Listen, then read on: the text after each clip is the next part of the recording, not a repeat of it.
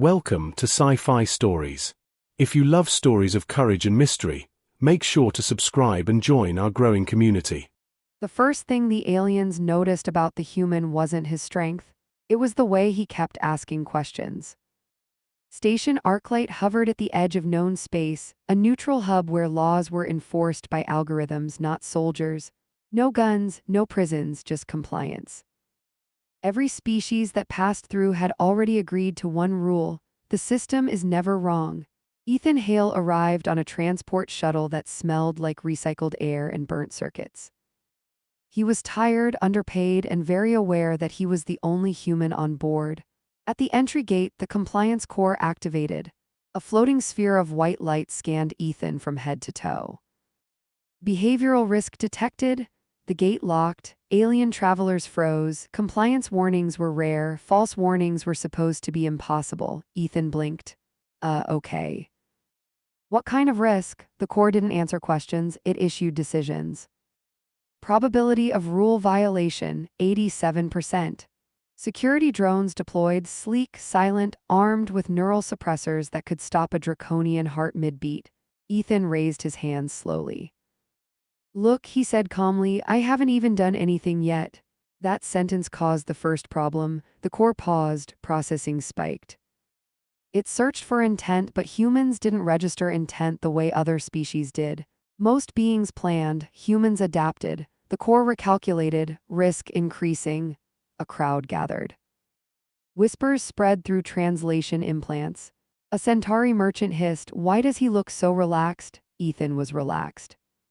Because back on Earth, he'd dealt with worse systems than this: banks, insurance companies, customer service bots that trapped you in infinite loops.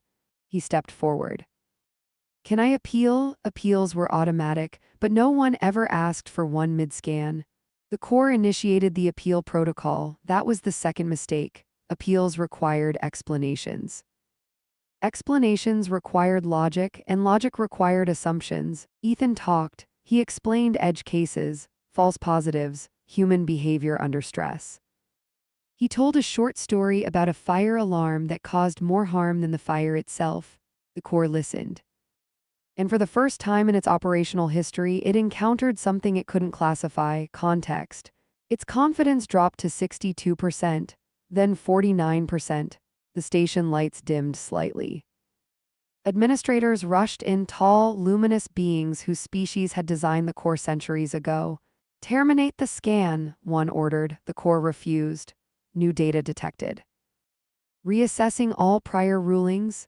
Every record, every fine, every deportation, every judgment made without context. Across the station, doors unlocked, holds were lifted.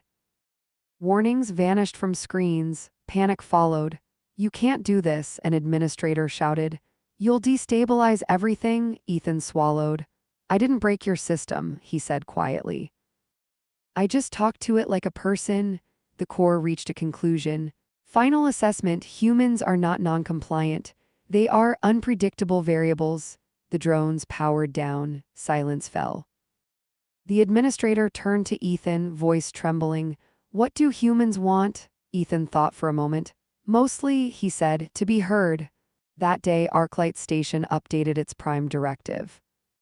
Not because of force, not because of weapons, but because one human proved that the most dangerous thing in the universe is a system that's never been questioned, and a species that always does.